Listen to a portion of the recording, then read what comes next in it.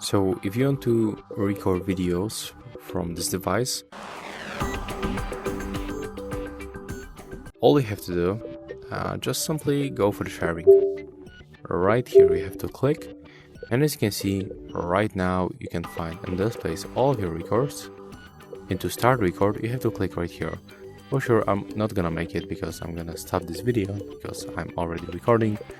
So when you are on the record, this button will turn from the gray to the blue, and you will also find the red dot right here, and also right here on the right upper corner on your device.